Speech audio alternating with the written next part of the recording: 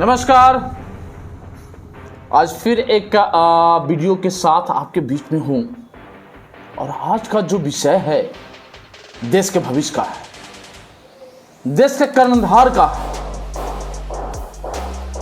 आज जो बच्चे किसी कारणवश गलत संगति में पड़ जा रहे हैं, गार्जियन को बहुत देर के बाद पता चलता है जब बच्चे बिगड़ जाते हैं। आखिर वजह क्या है? इससे क्या उपाय हो सकता है? क्या कभी हम और आपने सोचा है?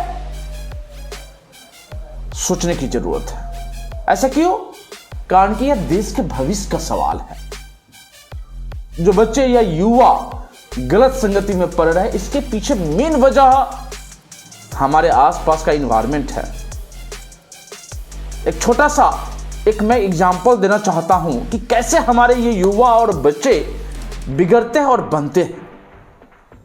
एक बार की बात है कि एक बंदर जंगल से पकड़ कर लाया गया, कुछ और बंदरों को लाया गया और उसको पिंजरे में रखने के प्रयास किया गया।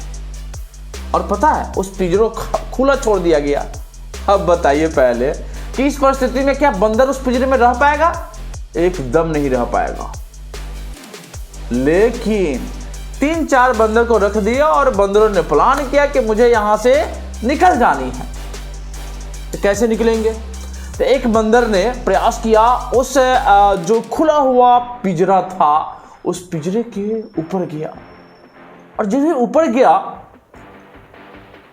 गर्म हवा की झोंके दी गई, दे जला, छटपटा कर वहां से नीचे भागा और फिर क्या देखा कि जो 2 बंदर थे वो पूछे क्या हुआ क्या हुआ क्या हुआ। उनको लगा कि चल जाएगा तो मैं भी निकल जाऊंगा। तो उसने कहानी बताई, अरे ऊपर मत जाना, नहीं तो वहां गर्म हवा के झोंके से तुमको जला दिए जाएंगे, मार दिए जाएंगे। सच पे ही सबकी जाती है। वैसे ही दोनों बंदरों ने किया। एक बंदर को लगा ये झूठ बोल रहा है। फिर उस बंदर ने कहा क्या तुम झूठ बोल रहे हो। वह उस पिंजरे के बाहर निकलने का फिर प्रयास किया। दूसरा वाला बंदर वो भागा ऊपर, फिर वही कहानी, वो भागा भागा नीचे आया। तीसरा बंदर इंतजार कर रहा था कि ये लोग चला जाएगा तो मैं भी निकल जाऊंगा। फिर दूसरा बंदर आया, बोला कि भाई ऊपर में बहुत खतरा है, नहीं जा सकते हैं।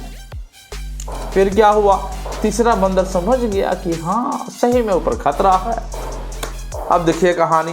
अब बाकी 2 बंदरों को निकाल लिया गया, जिनको वो सजा दी गई थी, जो भाग रहे थे, तो दोनों बंदरों को निकाल दी गई और बाकी 2 नए बंदरों को ला दी गई। अब देखिए, अब जो तीसरा बंदर था वो समझाना शुरू किया, भाई जो अनुभव नहीं किया था उसने बताया कि भाई ऊपर मत जाना, नहीं तो वहां पे गर्म हवा के झोंके दी जाती है, तुम मार दिए जाओगे। तो उसने हाँ पुराना है तो आश्वस्त हो गया। फिर अब ये तीनों समझ गया कि ऊपर जाएंगे, किसी को अनुभव नहीं है। अब जितना भी बंदर चाहे, अब ये तीनों मिलकर समझाना शुरू करता था कि भाई ऊपर मत जाना। एक माहौल बन गया। मैं क्यों बताया कि हमारे आसपास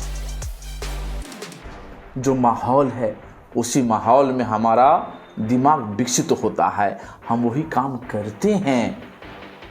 इसकी शुरुआत हमारे घर से होती है।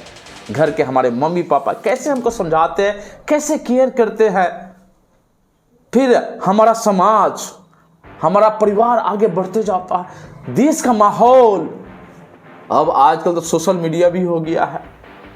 इन सारे जगहों पे जो इनपुट दिमाग को मिलता है उसके अनुसार से डिस्ट्रक्शन और कंस्ट्रक्शन होता है, मतलब कि विनाश और विकास।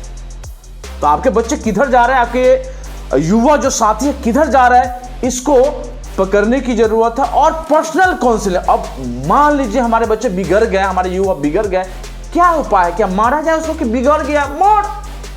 नहीं, पहले समझाया जाए, कभी काउंसलिंग किया जाए, मित्रवत व्यवहार किया जाए, दोस्तों की तरह बात की जाए, तो मुझे लगता है कि समझ सकते हैं। मौका मिलनी चाहिए हर एक युवा को, बच्चों को मौका मिलनी चाहिए। और मौका मिलता है तो हमारे जो युवा और बच्चे हैं वो प्यार की भाषा समझते हैं, तो संवारने का एक अच्छा उपाय है कि आप अपने उन बच्चों को संवारने के लिए काउंसलिंग करें। हम जैसे लोग जो मोटिवेट करते हैं, कैरियर काउंसलिंग करते हैं, आपकी हर एक समस्याओं का समाधान बताते हैं, उनसे बात करवाइए, टेलीफोनिक बात करवाइए, फिजिकली बात करवाइए, और तब यह माहौल बन सकती है।